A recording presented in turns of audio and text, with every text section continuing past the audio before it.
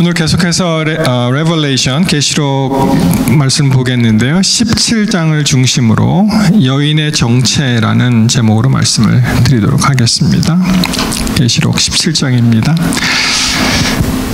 여러분, 그 계시록에는 여인의 부류라고 할까요? 여인이 나오는데 대충 몇 명의 여인이 등장하는지 아십니까? 뭐 부류를 나누셔도 좋고, 여러분 기억에 어떠한 여인들이 있습니까?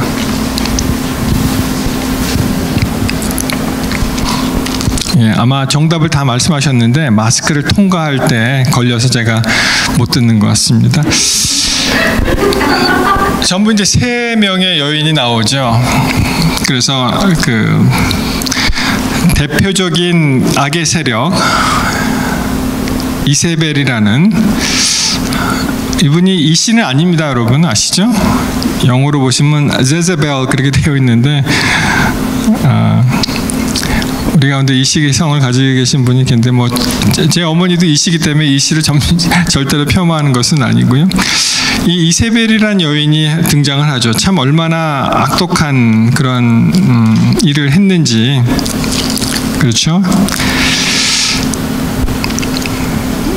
여기 이제 보시면은 두아디라 교회 이야기를 하시면서 20절에 2장 20절, 그러나 내게 책망할 일이 있노라. 자칭 선지자라 하는 여자 이세벨을 내가 용납함이니 그가 내 종들을 가르쳐 깨어 행음하게 하고 우상의 제물로 먹게 하는도다. 그래서 이세벨은 성경 표현대로 행음하게 하고 이상의 제물을 먹게 하는 아주 배도한 적그리스도와 같은 그런 역할을 한 대표적인 사람이 이제 이세벨이 되겠습니다. 딱 꼬집어서 그 여인의 이름이 이제 나오죠.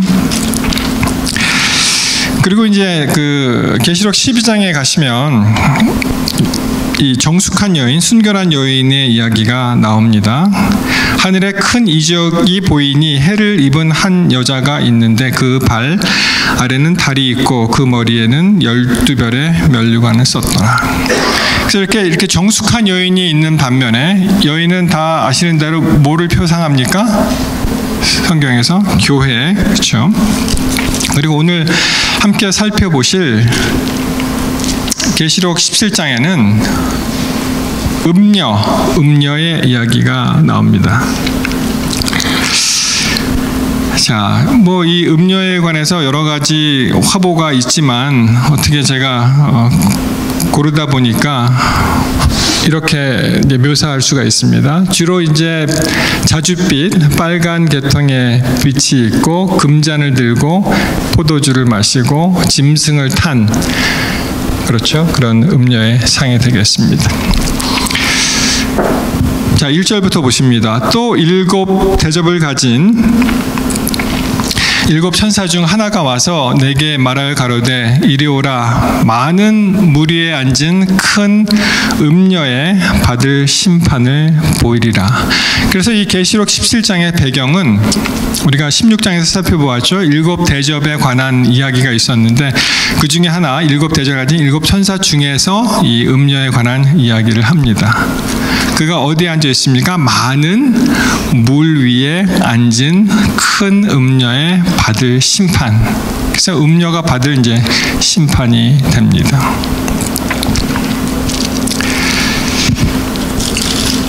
여기 이제 특별히 물 위에 이제 앉아 있다고 그렇게 되어 있죠. 그리고 이제 짐승에 앉아 있다고 그렇게 되어 있습니다. 또 다음 시간에 18장을 통해서 또 자세히 살펴볼 것인데요. 2절로 가시면 그가 한 일이 이렇게 나오죠. 땅의 임금들도 그로 더불어 음행하였고 땅에 거하는 자들도 그 음행의 포도주에 취하였다. 그러니까 세상의 정치 세력과 또 그를 따르는 그 무리들, 백성들에게 이 음행의 포도주를 취하게 하였다. 여러분, 참 어렵고 힘든 것은 이 진리에 약간의 오류가 섞인 그러한 일이 굉장히 힘들어집니다. 완전히 진리면 진리고 아니면 아니고 이렇게 딱 나눠줘야 되는데 우리 그냥 세상 말로 표현하면 술에 물 탄 듯 물에 술 탄 듯 교묘하게 이렇게 하면은 사람을 혼미시키는 그런 일을 하죠.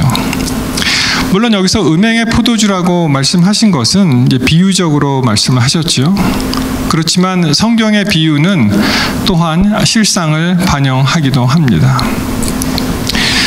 여러분 조금 지났습니다만 한국에서 크게 그 이슈 나쁜 형태 이제 화제가 된 그런 일이 있었죠. 한 의대생이 이제 숨지는 그런 사건이 있었습니다. 4월 말 5월 초에 그 사건이 계속 있었는데요.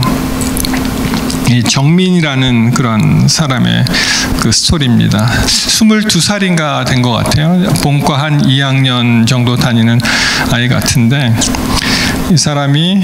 이 학생이 참 착한 아들이었대요. 이 가정의 외동 아들이었는데 그냥 실종이 되고 그리고 숨진 그런 시체로 발견이 되었습니다. 이야기의 발단은 이렇습니다. 밤 10시쯤에 친구 한 사람이 전화를 합니다. 그래서 잠깐 나와 같이 얘기하면서 놀자. 근데 이제 한국 문화는 대부분이 이제 술이 같이 이제 섞이잖아요. 그렇죠? 그래서 친구를 만나고 이게 이제 살아있을 때의 모습인데요. 지금 옆에 있는 친구는 희미하게 처리했지만 이 개구리복 같은 알록달록한 옷을 입은 이제 학생이 이제 갑자기 사라진 거예요. 근데 한국에 참 밤문화가 있더라고요. 여러분 아십니까? 밤문화. 제가 한국에 몇 년 전에 나갔을 때 어떤 일을 보고 이제 돌아오는데 한 12시 가까이 돼서 이제 자정에 지하철을 타게 되었는데 사람들이 빼곡해요. 그 지하철에. 이게 대낮인지 한밤인지 모를 정도로 그렇게 이제 이 사건이 일어난 한강 가족공원에도 이 새벽 2시, 3시에 이렇게 사람들이 모여서 3, 3, 5 모여서 앉아서 술을 마시고 그렇게 합니다. 그래서 주위에 있는 사람이 이제 술을 먹고 쓰러진 학생이 있죠. 여기. 그리고 그 친구, 살아남은 친구 사진을 어떻게 또 우연히 찍게 되었고 결국은 제일 마지막에 있었던 사람이 하는 이야기가 굉장히 중요하죠. 그 사람 이야기가 뭐냐면은 자기가 잠시 잠들었다 깨보니까 친구가 옆에 없었다. 그래서 집에 갔구나라고 생각을 하고 그냥 없으니까 그 한강 고수부지를 연결하는 이 토끼굴이라고 하는데요. 이제 아까 그 화면에서는 저쪽으로 한강공원으로 가는 두 사람이 있었고 지금은 이제 혼자 이제 걸어옵니다. 그래서 아직도 해결이 안 됐어요, 이것이. 여러 가지 의혹이 증폭되고 또 음모론의 가세에서 또 상식을 벗어난 유튜버들이 또 과장된 그러한 표현과 또 자극적인 제목으로 사람들을 많이 현혹시킵니다. 왜냐하면은 그 제목을 보면은 사람들이 들어와서 클릭하면은 클릭수가 올라가면은 또 그게 일종의 돈벌이가 되고 그런 게 있는 것 같아요. 그래서 이 학생이 그냥 한강에 들어가서 죽었다. 아니면은 이 친구가 어떠한 죽음에 관련이 되어 있지 않는가. 그러한 두 가지 관점이 있습니다. 제가 말씀드리고 싶은 것은 세상도요. 술이 함께 하니까 어떤 일이 일어납니까? 참 어처구니 없는 그러한 엄청난 결과를 초래했는데 그것은 바로 사람의 목숨. 외아들 그 참 착하고 효심 깊은 공부 잘하는 속 안 새기는 그런 아들이 죽었는데 그 결정적인 이유는 술입니다. 기억을 못하고 맨정신이 아니라서 들어갔든지 아니면 어떠한 일이 있었든지 이 혼탁한 음행의 포도주를 마시게 되면 우리가 혼미해지고 제대로 판단을 할 수가 없습니다. 마찬가지로 영적으로도 이러한 혼탁한 음행의 포도주를 마시게 되면 치명적인 그러한 어려움을 겪을 수가 있습니다. 영생이 달린 문제예요. 그냥 사람이 죽고 사는 것이 아니고 영원히 죽느냐 영원히 사느냐.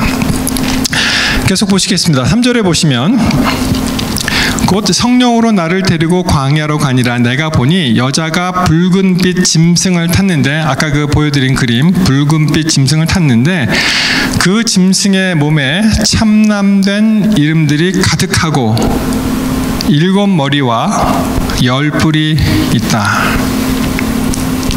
그럼 다시 한번 기억해 보십시오. 이 짐승을 갖다가 7머리와 10뿔이 있다. 어디서 많이 본 그런 장면 아닙니까? 계시록에 어디서 나오던가요? 이 표현이 13장에 계시록 13장 1절에 보시면 이런 표현이 있죠. 내가 보니 바다에서 한 짐승이 나오는데 뿔이 10이요 머리가 7. 그 뿔에는 면류관이 있고 머리들에는 참남된 이름들이 있더라. 이 겹치죠. 여기서 한 가지 차이가 난다면은 면류관 얘기는 17장에는 없지만 여기에 거의 비슷한 그런 이야기가 나옵니다. 그 새 세력 아시죠? 바다짐승, 그 땅짐승, 용, 이 새 세력에 하나님의 백성을 적대하는 그런 세력을 대표하는 바다짐승에 관한 이야기가 17절에 오버랩되면서 다시 반복을 합니다. 여러분, 근데 한번 우리 생각해 보십시다. 머리가 7이고 뿔이 10개다. 또 어디서 이런 비슷한 형상을 보았을까요, 우리가?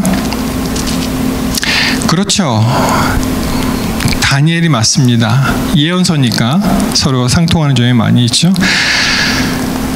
다니엘 7장에 가시면은 그 4가지 짐승, 시대별로 바벨론, 메도퍼시아, 헬라, 그리고 로마로 대표되는 시대적인 동물들이 나오는데, 만약에 다니엘 7장에 나오는 4번째 짐승, 로마로 대표되는 4번째 짐승의 머리가 하나라고 가정했을 때 쉬어보니까 머리가 7이 되는 거예요. 하나, 둘, 셋, 넷, 다섯, 여섯, 7.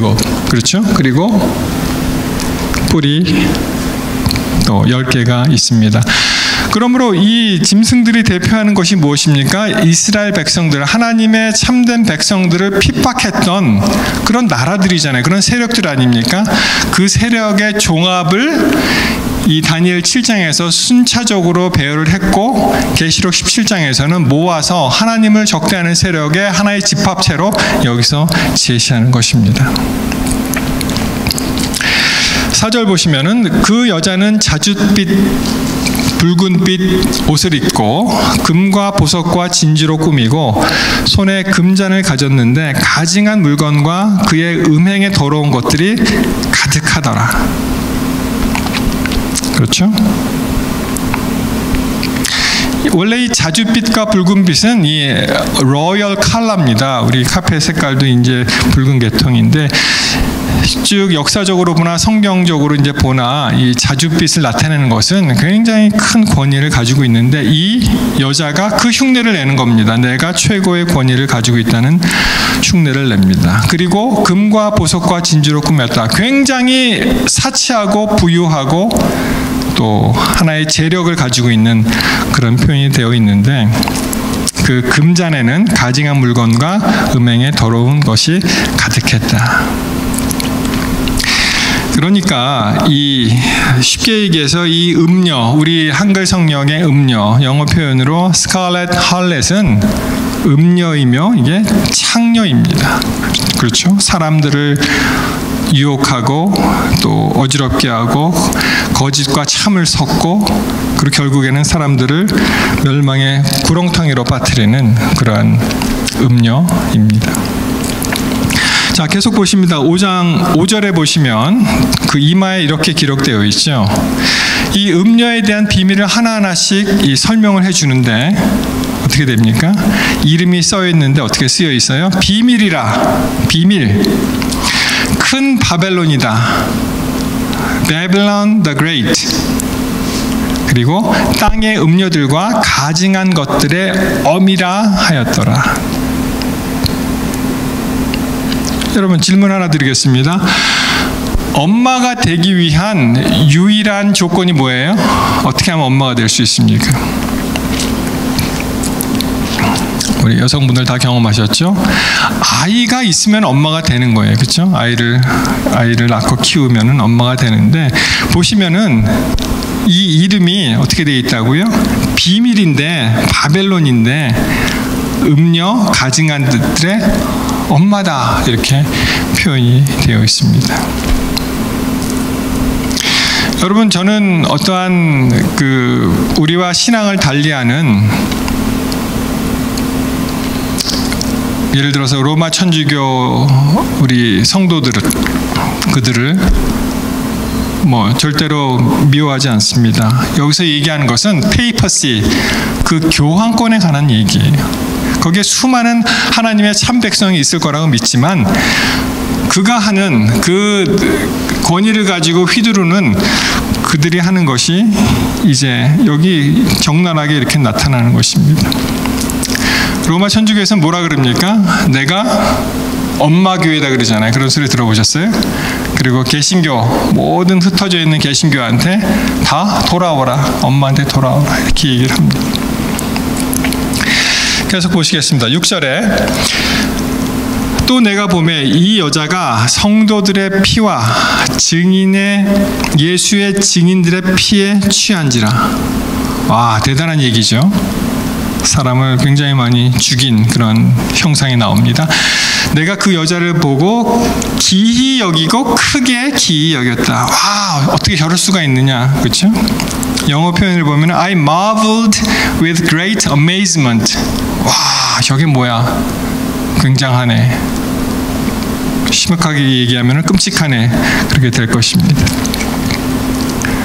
그런데 7절에 보시면 천사가 이렇게 물어보죠. 이렇게 이야기합니다. 왜 기이 여기느냐? 아니, 하나도 기이할 게 없어. 내 말을 들어보아. 내가 알려줄게 하고 이야기하기를, 내가 여자와 그의 탄 바 7머리와 10뿔 가진 짐승의 비밀을 내게 이르리라. 그래서 여기 나옵니다. 여자와 7머리 10뿔 가진 짐승의 비밀을 알려주겠다 라고 얘기하면서, 내가 본 짐승은 전에 있었다가 시방은 없으나 장차 무적행으로부터 올라와 멸망으로 들어갈 자니, 땅에 거하는 자들로서 창세 이후로 생명책에 농명되지 못한 자들이 이전에 있었다가 시방은 없으나 장차 나올 짐승을 보고 기이 여긴다. 여러분, 이 표현을 잘 보십시오. 보시면은 이 짐승에 대해서 전에는 있다가, 지금 시방은 없다가, 그러나 장래에는 또 있게 되는 이 짐승. 여러분, 이 표현은 예수 그리스도의 부활하심을 흉내낸 표현입니다. 계시록 4장 8절에 가시면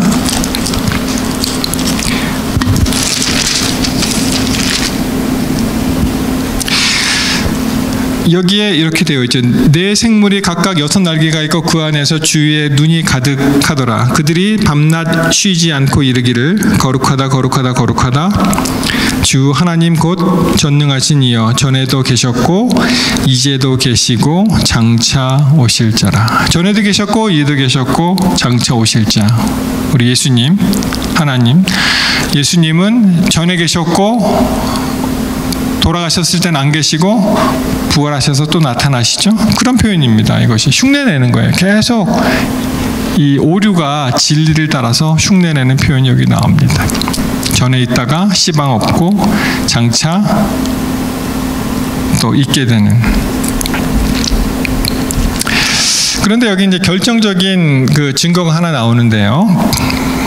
9절에 가시면은 지혜 있는 뜻이 여기 있으니 그 7머리는 여자가 앉은 7산이요, 이렇게 표현이 나옵니다. 여러분, 이 표현은 굉장히 대단한 표현인데요. 우리 미국 사람들, 서양적인 사고 방식을 가지고 있는 분들은 딱 들어보면 이게 뭔지 금방 나옵니다. 답이. 다시 읽어드릴게요.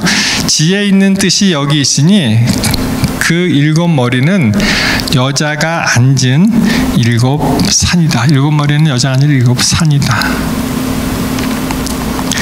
로마를 표현할 때 Seven Hills of Rome 이런 표현 들어보셨습니까? 이게 로마를 얘기하는 거예요. 로마를. 여기 보시면은 글씨가 작아서 잘 안 보이시는데 이 로마를 지을 때 이러한 7 언덕 위에다가 이제 로마를 건설을 합니다. 그래서 퀴리니널 힐, 비미널 언덕, 에스퀼린 언덕, 캘리안 언덕, 팔레이틴 언덕, 아벤틴 언덕, 카프톨라인 언덕 이렇게 쭉 나오는데 로마를 상징을 합니다. 자, 계속 보시겠습니다. 10절에 또 7 왕이라 5은 망하였고 하나는 있고 다른 이는 아직 이르지 아니하였으나 이르면 반드시 잠깐 동안 계속하리라. 자, 아까 나온 표현 또 나오죠. 11절에 전에 있었다가 시방 없어진 짐승은 8째 왕이니 7 중에 속한 자라 저가 멸망으로 들어가리라. 여러분이 계시록을 공부하시면서 이 상징이 계속 나오는데 사실 쉽지 않습니다. 상징이 이렇게 우리가 생각하는 1 더하기 1은 2 이렇게 딱딱 떨어지지 않을 때가 많기 때문에 그러나 우리가 계속 연구해 볼 필요가 있죠. 여러분 이 구절을 읽으셨을 때 그러면은 이 7 왕이 누구냐 궁금하지 않으세요? 7 왕이 누구냐? 그 중에 5은 없다 그랬죠. 망하였고 하나는 있대요. 그리고 또 다른 하나는 아직은 이르지 않았지만 또 있어질 것이라고 얘기합니다. 그래서 우리는 이 구절을 해석할 때 다시 다니엘서의 그 도움을 받아야 되는데요. 자, 다시 다니엘서 7장으로 잠깐 가십니다. 다니엘장 7장 17절에 보시면은 여기에 4마리의 큰 짐승들은 내 왕이다 이렇게 그런 표현이 나오죠. 그리고 그들이 이 땅에 이제 올라온다 그렇게 나옵니다. 그래서 이 날개 달린 사자 그리고 한 발 든 곰 그리고 머리가 내신 이 표범이죠. 표범 그리고 무서운 짐승 이렇게 나오는데 예언을 해석할 때 있어서 그 용어가 왕은 이 킹덤 왕국을 이제 나타나죠. 그래서 우리가 종합을 해보면 하나님의 백성을 역사적으로 계속 공격한 그런 무리들, 나라의 모습으로 나온 무리들이 있죠. 자, 이것부터 시작을 하겠습니다. 그래서 아시는 대로 우리가 바벨론, 메도페르시아, 그리스 나왔죠. 이것을 앞으로 좀 돌려서 이집트로부터 시작을 하면은 편합니다. 그렇죠? 그래서 이집트, 하나님의 백성을 핍박했던, 출애굽했던 그 땅, 그리고 북이스라엘을 멸망시킨 아시리아, 그 다음에 바벨론, 메도페르시아, 그리스, 그 다음에 다니엘 7장에 나오는 대로 로마를 보시면은 어떻게 됩니까? 다시 10절 보십니다. 7 왕은 5은 망하였고 5개 말씀을 드렸고 하나는 있고 이 레벨레이션을 기록한 사도 요한의 경우는 그 로마 시절이잖아요. 하나는 지금 있습니다. 그리고 나머지 7번째는 교황권이 되겠죠. 교황 로마가 되고 나중에 있는 것은 Paper States becoming the beast. 지금 우리가 보지 않습니까? 그렇죠? 이 신성 로마 제국의 그 유산을 이어받은 이 교황청이 이제 하나의 나라가 되어서 그래서 어떻게 됩니까? 하나의 짐승으로 등장을 하는 것입니다. 그래서 이 표현을 종합을 해보면 여자는 교회라고 말씀드렸죠. 짐승에 앉았죠. 짐승이 로마에 앉았잖아요. 그렇죠? 그래서 로마 교회가 되는 것입니다. 그래서 로마 교회가 되는 거예요. 자, 자, 이런 순서로 물론 이 이론에 있어서 뭐 아직까지 그 우리 재림 교회 내에서도 여러 가지 뭐 해석이 있습니다. 뭐 어떤 일은 일곱 번째 짐승이 미국이다 뭐 이렇게 해석하는 사람도 있고, 그래서 우리가 여러 가지 자료를 종합해서 자기 것으로 만들어야 돼. 누가 어떤 유명한 사람이 이렇게 얘기했으니까 그게 맞지, 그렇게 하는 것이 아니라 자기가 성경을 펴고 연구하고 또 하나님께서 주신 성령의 음성에 따라서 공부할 때 그 기별이 우리 것이 되는 것입니다. 아무도 여러분들에게 어떠한 잘 차려진 그런 음식을 이렇게 드리는 사람은 없어요. 우리가 스스로 그 음식을 먹어야 됩니다. 우리가 스스로 공부하고 연구하고 기도하고 성령께 매달릴 때, 이 계시록이라는 책은 한번 이렇게 공부해서 끝나는 책이 아닙니다. 계속 다시 돌아와서 반복하고 공부하고 또 깨닫고, 이게 수시로 변할 수가 있기 때문에 그렇습니다. 여러분, 맨 처음에 우리 선조들, 믿음의 그 forefather들이 유라이아 스미스라는 아주 유명한 학자가 있었는데, 그가 쓴 그 Revelation, Daniel and Revelation, 다니엘과 계시록이라는 책이 있는데, 그 책을 지금 보시면은 그냥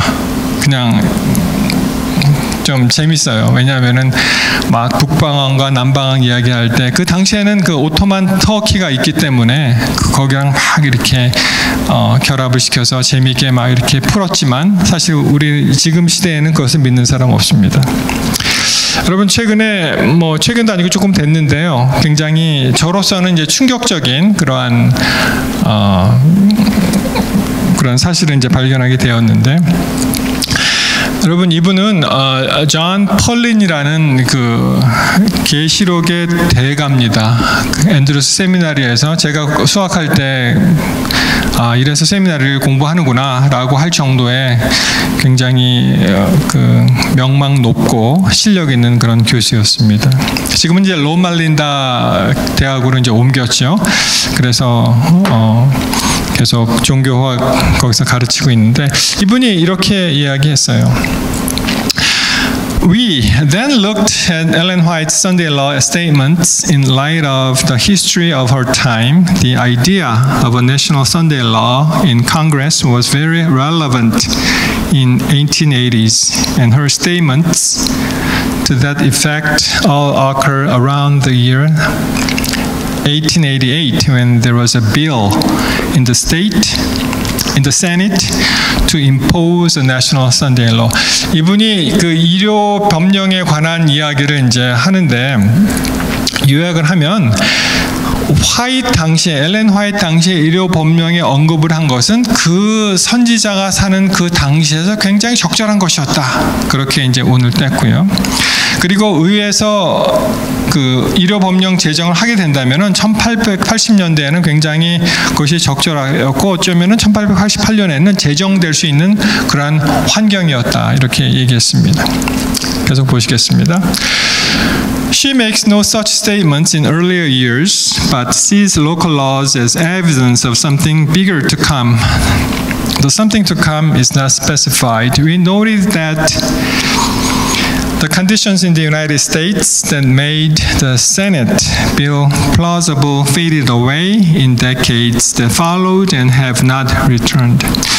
요약하면은, 화이트 부인이 전에는 그런 언급을 안 했지만, 이 특별히 선데이 러에 대해서 어떠한 그 지방법원이죠, 로컬 러가 어떠한 큰 게 일어날, 뭐라고는 확실하게 이야기하지 않았지만 어떤 엄청난 일이 일어날 것이라고 이제 얘기하면서 그 일요 법령에 대해서 이제 경고 메시지를 많이 있잖아요. 이제 대쟁투 같은데 보시면은.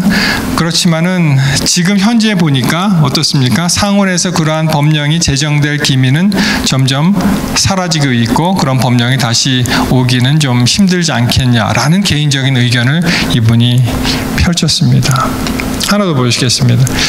The United States no longer has a Protestant government, and the return of such would not be a natural extension of the current scene. So the expectation that the exact scenario of great controversy would be reenacted in today's world, unlikely. The constant expectation of national Sunday law in the U.S. Congress leads to speculation and conspiracy theories rather than sound biblical and historical study. 요약을 하면은 이 미국이 이제 더 이상 기독교 국가가 아니라는 것이죠. 전에는요, 이 세계가 기독교화되어 있습니다. 왜냐하면은 유럽에서, 기독교가 강세였던 유럽에서 아프리카를 점령해서 식민지를 만들었죠. 아시아 대부분을 점령해서 식민지를 만들었죠. 남아메리카를 대부분 식민지를 만들었죠. 미국이 있죠. 그러니까 이게 기독교의 어떤 세계였던 거예요, 그때에는. 근데 지금은 아니라는 거죠, 이 사람 얘기가. 그래서 이러한 일이 일어날 것 같지 않다는 것이 이분의 개인적인 결론이에요. 이것은 그저 음모론 정도이지 정말 충실한 어떠한 성경적 연구나 역사적 연구에서 나온 것은 아니고, 대쟁투에서 언급된 내용은 이것이 성사될 가능성은 없어 보인다, 이렇게 얘기했습니다. 이게 그분이 운영하는 그 블로그에서 제가 따온 건데요, 이런 식으로 결론을 맺었습니다. My concern is that by focusing on a prediction that seems too specific and measurable as a national Sunday law in Congress, we could distract ourselves from the real thing when it happens. 그러니까 구체적이고 측정 가능한 전 국가적 의료 법령을 의회에서 논의하는 것에 초점을 맞추기만 한다면 진짜 어떠한 일이 일어난다는 것을 놓칠 수 있다는 거예요. We need hearts that are open to revelation and open to the Holy Spirit as we navigate the challenging waters ahead. 그래서 성령께서 우리의 마음을 열어 앞으로 다가올 도전에 열린 마음으로 임해야 할 것이다. 그러니까 결론적으로 이러한 의료 법령이 상원에서 제정되기만을 기다리면 정말 어떤 것이 왔는지를 알 수 없게 되고, 우리는 열린 마음으로 성령께서 인도하신 대로 가야 한다는 것이 이 존 펄린 그 교수의 이론이었습니다. 여러분, 제가 이 글을 읽으면서 한 가지 놀란 것은 그 전에 여러 가지 특별히 의료법령에 관련돼서 공격하는 글들이 많이 있었어요. 왜냐하면은 이것은 안 일어난다. 어떻게 이러한 민주사회에서 개인의 자유를 억압하고 이런 것을 하느냐. 근데 대쟁투 총서를 쭉 읽어보시면 그것이 이제 메인스트림에 마지막에 어떻게 맞춰질 거라는. 근데 많은 사람들이, 뭐 제 친구도 그렇고 여러 사람들이 이것은 일어나지 않는다고 단언을 하면서 이제 많은 경우에 요나의 이야기를 듭니다. 요나가 니네웨 가서 선포를 했지만 그들이 뜻밖에 어떻게 해요? 그것을 회개하잖아요. 그 기별을 듣고. 그래서 그 예언이 이루어지지 않았듯이 이것도 컨디셔널이다라고 주장하는 것이 많은 특별히 재림교회를 공격하는 무리들이 그렇게 이제 냉소적으로 이야기를 했었는데, 이제는 제가 생각하기에 메인스트림으로 할 수 있는 존 펄린 박사도 이제 같은 견해를 가졌다는 점에서 굉장히 최소한 저에게는 이제 충격으로 다가왔습니다. 그래서 저는 여러분께 말씀드리고 싶은 것은, 제 역할은 여러분께 동기부여를 드리는 거예요. 마지막 시대에 우리가 계속 예언을 공부해야 되겠구나. 그래서 사단의 어떠한 꾀임에 빠지지 않고 나의 갈 길을 갈 수 있도록, 진리를 향해서 갈 수 있도록 저는 그 일을 도와드리고 싶습니다. 그리고 동기부여를 해드리고 싶어요. 계속 계시록 공부하시기 바랍니다. 계시록은 절대로 여러분들을 위협하거나 두려움을 주거나 근심을 안겨드리는 책이 아닙니다. 계시록은 예수 그리스도 중심으로 보게 될 때 그리스도로 말미암아 승리가 보장된 싸움을 우리가 하고 있다는 것을 말씀해 주는 책입니다. 마찬가지로 이 17장의 결론이 16절에 이렇게 나오죠. 내가 본 이 열불과 짐승이 음녀를 미워하여 망하게 하고 벌거벗게 하고 그 살을 먹고 불로 아주 살이라. 굉장히 흥미있는 그런 구절이 나옵니다. 결국은 이 음녀가 자기 같은 편에게 이제 멸망을 당하죠. 우리가 이 폭발이 있잖아요. 이 explosion, 터지는 폭발이 있는데 이것은 표현하지만 implosion이에요. 안에서 망하는. 그래서 결국은 이 음녀가 입었던 그러한 아주 그 사치스러운 옷, 자주옷, 그것을 이제 빼앗기게 되고 그 살을 먹고 불로 사르고 이제 멸망하는 그런 장면이 나옵니다. 결국은 우리가 승리할 것을, 하나님의 백성들이 승리할 것이라는 것을 여기서 알려주고 있습니다. 사랑하는 성도 여러분, 한 가지 기억하시기 바랍니다. 그것이 17장 14절에 나오는데요. 저희가 어린 양으로 더불어 싸우려니와 어린 양은 만주의 주시요 만왕의 왕이심으로 저희를 이기실 터이요 또 그와 함께 있는 자들 곧 부르심을 입고 빼내심을 얻고 진실한 자들을 이기리로다 라고 말씀하십니다. 우리가 하나님 편에 예수님 곁에 있으면 이미 승리는 보장되어 있다고 여기서 말씀하십니다. 굉장히 희망적인 그런 그림이죠.